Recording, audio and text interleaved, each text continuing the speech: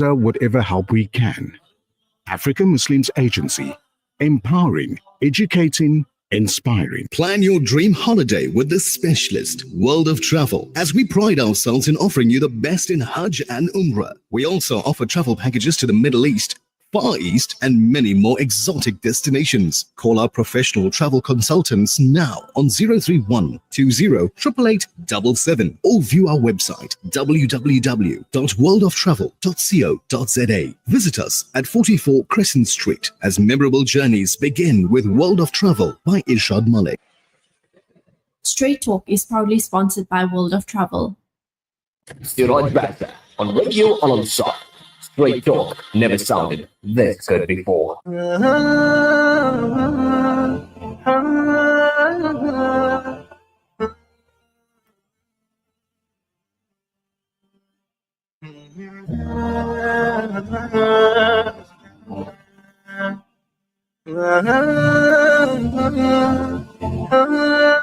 18:34 is the time. It is Radio Al-Ansar and 90.4 to 105.6. The show is Straight Talk, and it's proudly brought to you by World of Travel with Irshad Malik, the tried and tested team, located at 44 Crescent Street in Overport. You can give them a call on 031 20 888 You can visit their website, worldoftravel.co.za, and check out their social media pages as well. Lots and lots of specials and adverts coming out within the last couple of days in order to make sure that you get the best possible deal for your next holiday, wherever in the world you want to go. They can make it possible for you. Absolutely. So the question that I posed to you today, and I want your feedback on this via the WhatsApp line on 06090411056, is what's the best life lesson that you've learned from a senior citizen in your life, right? The best life lesson that you've learned from a senior citizen in your life. Share it with us. We'd love to hear from you, your messages, your voice notes as well. We'll do that toward the end of the show, inshallah. And we got the time of Isha, of course, setting in just a little ahead of 7. So we'll wrap it up there. Remember, it is the night of Thursday as well. So abundant salawat upon Nabi Kareem sallallahu alaihi wasallam, and abundant durood, Surah Kahf, and a whole lot more as well. That we need to be doing on a Thursday night as we head into Friday. Absolutely. So, yes, we're going to be looking at this very, very important issue as the war on Gaza rages on.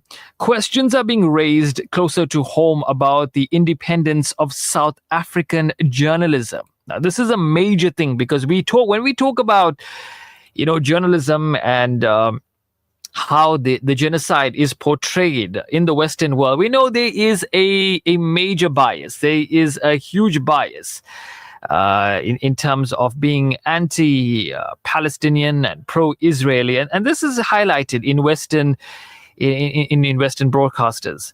But we don't expect that to come home to South Africa, where we want balanced news. And given our history, it is absolutely important. So veteran activist and journalist Hassan Lorgart has launched a formal complaint against 3 major media houses, accusing them of failing to disclose that their editors and reporters participated in an Israeli-funded junket trip. So, yeah, they had traveled over to Israel. Three media organizations had their editors and reporters going on this press junket, which was funded by Israel, to Israel, of course. And that, of course, raises the question of impartiality and adequate reporting. So we're trying to link up with him, right? We're still trying to. Hassan Lorgart, and we're gonna find out what the story is over there. And why is it that we hear about this on the part of the Americans and the British, but we don't expect this to be here in South Africa as well? So let's see what will come of it.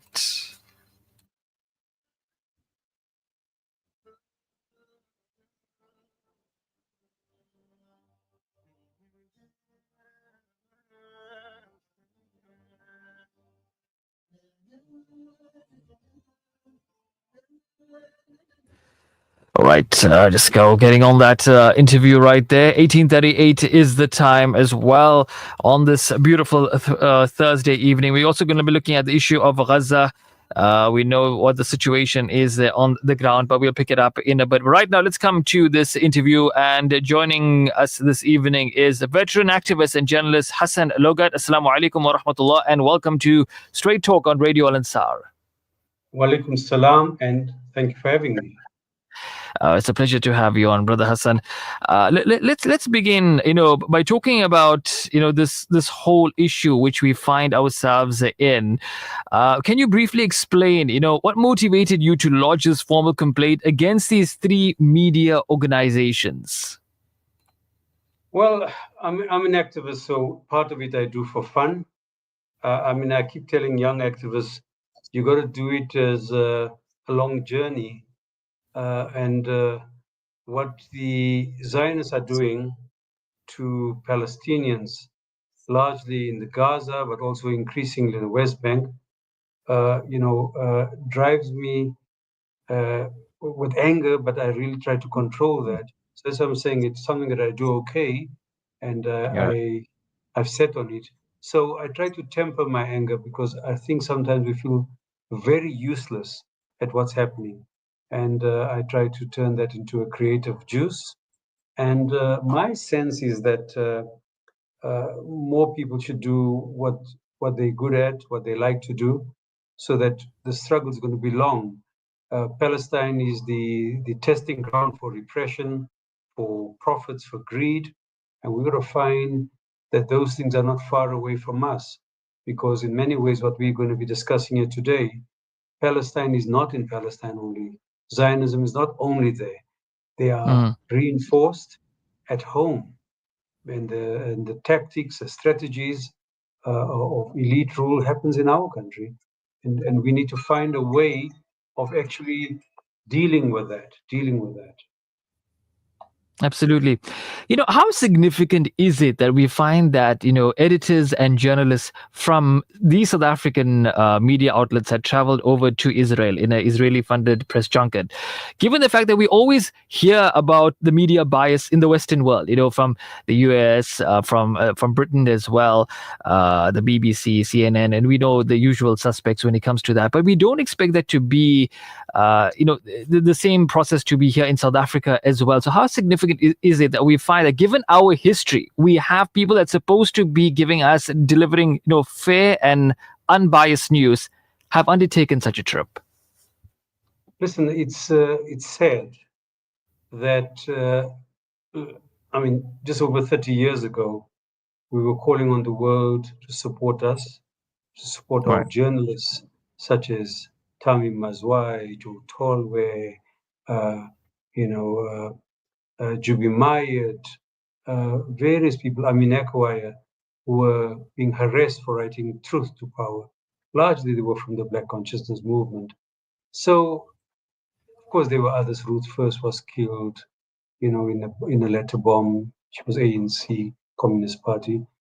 So, in less than 30 odd years, in our so-called normalcy, people have actually forgotten that we are there as a result of the global community solidarity with us. So I guess some of the papers slid further down, but they've got other pressures, these newspapers. Enter the digital era, things going online, meant in some way profitability for many of these newspapers suffered. And then when you are squeezed so much, the editors have to look for people who could fund them, make sure that the print sections survive while they try to find their own way around social media. But the slide has been very different, very different, not the same for everyone. I must say the Sunday Times has been particularly disappointing. That they were a newspaper of record. Well, a couple of people can find they were scoundrels all along, but I don't want to say that. I think that for a long while, you could see the slide. And I think what Palestine has done, and I've said this before, I use the word, but I don't even know who started using it. But But Palestine is the litmus test of our true humanity. You get beat up, they get surveyed, they get feminine and starved, they get occupied. I mean, it just, I would never imagine growing up as a young South African resisting in schools, trying to use various means, that we would ever experience such a thing in my life, in our lifetime, right? And it's happened. But when you look at the Sunday Times, I recently, when I tried to show that the Sunday Times, the Citizen, and Biz News worked in collusion by receiving the funding from the South African Jewish Board of Deputies. The South African Jewish Board of Deputies is a member of the South African Zionist Federation. Right. So what happened is that, so the editor called in on one of the shows and says, I don't know where he gets this idea about a conspiracy. I don't know those guys. I don't know. The truth is, your funder is the same person. You don't need to be, it has to be, it can't be in the dark, wearing dark glasses or an overall or something. It is there. They tell you, listen, guys, be discreet. Don't share that we paid for you, right? Right. That's the only reason why it is happening. So you have to bring them in. But you know what's interesting? At the same time, or around maybe the same period, 10 politicians from a number of conservative parties, the Democratic Alliance, ACDP, Patriotic Alliance, they went on a junket to meet Isaac Herzog, right? The Israeli Prime Minister, President. President, So the Prime Minister is that guy. Hassan. Yeah. I think They saw him, and then but anyway. Yeah. So as you mentioned, the trip coincided with the fact that many of our MPs had went through also over to Israel on a junket as well. Yeah, these are 10 of them, right? And it's interesting. They code. They look like they bought and sold, right? I mean, in their declarations, Emma Powell, said she was going for tour and sightseeing. Bridget Masango said it was a religious trip. I mean, they were trying to show diverse reasons why they were going. It was Venus Breitenbach who pointed out that she received the gift of 110,000 rand. So each of these guys, it's more than the 60,000 and this other guy was offered of my work, whatever. 110,000. I don't know why the rest of the media cannot see this as being a same assault on journalism and journalists. Yeah. So as you rightly described, these trips are covert propaganda operations, because when the fact that you're funded by a particular group and taken over to give a very watered down version of what is happening there, clearly you're going to be reporting in their favor after that. That's true. I mean, the editor tried to say, "Oh, we've got clear policies," but in a month after October 7th, the editor at large, right, Msomi, the guy who wrote this article, basically said, "Hey guys, we're talking too much about Palestine. It's time to move on." But in that really bad article, right, he quoted KBC Jonas. He did a whole lot of things like about how the media was struggling and there's a trust deficit. But he raised a very, very important issue. He says that if the gift of the givers do not take us on some kind of trip like this, we'll never see the other side. They went. So he was aware a year ago, right, that gift of the givers and others can take them, and they'll say, we went with the gift of the givers. So I argue ultimately, this is no mistake. Guys with so much experience, over 90 years in this editorial team, cannot make such a basic mistake of not declaring so-and-so paid for our trip, because that enhances your credibility. It's a low bar, of course. We don't want you to go to a place where you are going to whitewash the genocide, but it is such a low bar at least it gives us the chance to see whether we want to read you or not. Yeah. So you've also pointed out, that these three media houses, they publish stories, with the same voices and framing after they had taken these trips, naturally, because we know why now. So how significant is that in terms of, of showcasing a coordinated narrative? Well, you see, this links to your point, and it's a beautiful question because it links to your point about conspiracy. Conspiracy doesn't have to get someone to whisper to you. You have a value system that's already conforming, that's putting you in the channel, right? And then they tell you, yes, you talk to this people, Dr. Sabri Saidam, he's the glorified Palestinian who will give you the alternative. Then you talk to Lieutenant General Dror, Lieutenant General Sahari, Ruth Wasserman, everyone's a Lieutenant General there because they have compulsory military conscription.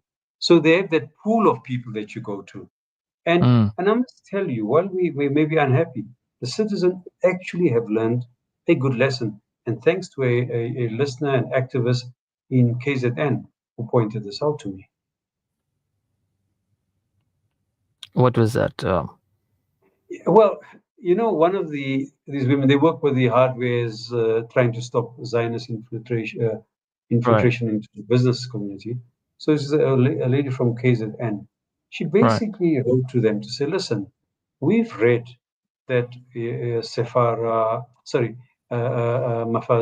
one of your writers actually went to Israel, paid for, and tell us, will you? And she has this lobby group from the hardware groups.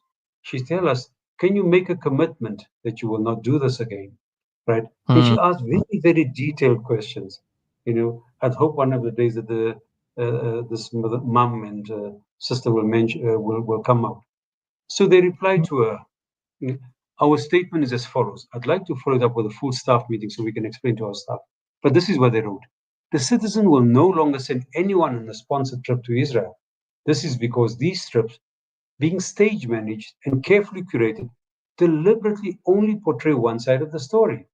It is not possible to cover the other side because on these trips, journalists are restricted to where they can go and who they can talk to. No professional journalistic job can be done on such trips. I thought it was beautiful. And I asked the Sunday Times, why can't you do that? But all of them, they do this in private. I wanted them to do this in a seminar, or now what I'm demanding, an inquiry. Absolutely. So why do you think, that the Gazan voices have been largely absent in South African media coverage? Is this a failure of access, or perhaps it's just pure editorial choice? I tried to speak to someone who works for SANEF about this. He says, I'm sure if they are invited, they will go. And you know now, this is it's not the case. It is a choice because they knew already. The same writer who wrote this two sides of the story, he knew that if he wanted to go, at least even to get context from the gift of the givers. I'm even prepared to allow this to say, listen, we can't go there. Israel has stopped journalists from coming reporting it. They've killed Palestinian journalists. List all those issues, list it down, and then say to them, say that this is what has happened, and we have now called Gift of the Givers to get an alternative viewpoint. And they can put us in contact telephonically, Zoom-wise, whatever. People do that all the time. You guys do it all the time. They didn't seek that because they didn't want to. Absolutely. If we were to look at mainstream journalism now and its reporting of what is going on in Gaza the world over, as compared to the other voices that are coming out now in terms of social media, in terms of podcasting, and we know that the famous ones we always talk about, if you look in the American context, it's Candace Owens and Tucker Carlson, who are part of the mainstream but are now on their own, they're independent and they're speaking out. Do you think that in time these voices are going to become more dominant and it's going to render these mainstream voices, editors and writers a little bit on the sidelines when it comes to issues like what's happening in Gaza right now? I mean, I take a slightly different view. I think that what's happening in the mega group and that is quite interesting. So it shows some of them are conservative with a small c, some with a big C. And some of them are genuinely inspired by religion. Others are ideologically inspired by Christian Zionism. Yeah. So that mega thing is a bit of a problem. But the attack on mainstream media has been sometimes on the good part of mainstream media, because the media will say, this is fake news, we do fact checking, etc. And this is the sadness about what has happened here, that these groups, Citizen, Biz News, and the Sunday Times in particular, acted like a neighborhood WhatsApp group. Just ran what someone gave them. They didn't want to check, they didn't challenge it, and then because the person that was dominant or influential. But really, so the strength of mainstream, and be clear, mainstream doesn't mean they don't have an online presence. Sometimes the Guardian and all this mainstream have got a mega online presence, and they dominate that as well. So I really think they need to exist. And this ideas of podcasts is merely to rattle the cage, disrupt mainstream, so that they become pliant and compliant to Trump and the dominant ideologies. So we need a mix. I don't want to destroy that, but they must live up to it. And they must live up to this promise that they're going to be self-regulating, because this is not self-regulating. You know what this guy said? I know you have to try and sign off. These guys have said that the fourth estate is a check on power. What power? The government here on the issue of Gaza, the starvation as a weapon of war, all that raised it, and government was on the right side of history, not these newspapers. Absolutely. And hopefully, we'll always continue to be on the right side of history. But, before we go, so these complaints have been lodged. When can we get some clear word on to what the outcomes will be? Listen, already we've had a small victory where they published some of the apologies, and I was not happy with the way it was done. Serajj. I've been arguing that it must go across all the platforms, the apology must go. But I really think we need to get where so the matter has been won in some way, but I've been pushing for an inquiry or some kind of public discussion or mini indaba to try and find out what went wrong and how we can avoid it in future. Absolutely. Brother Hassan, shukran, thank you so much for your time. We really do appreciate it. And keep on fighting, for the people of Gaza, because, we all feel that sense of helplessness. And if there's a way that we can do it, we'll take that opportunity, no matter what it may be. Shukran. Thank you for having me. Shukran. Assalamu alaikum. That was veteran activist and journalist Hassan Lorgart speaking to us right there. Yeah, South Africa's media houses, perhaps, complicit in forcing the narrative which we see playing out in other parts of the world as well. It's something as South Africans we did not expect, not at all. We'll take a quick break. When we come back, we'll read out your messages. Straight Talk is proudly sponsored by World of Travel. AI is changing the way we teach and learn. Are you ready to keep up? Join us for a dynamic seminar on how educators can harness artificial intelligence effectively in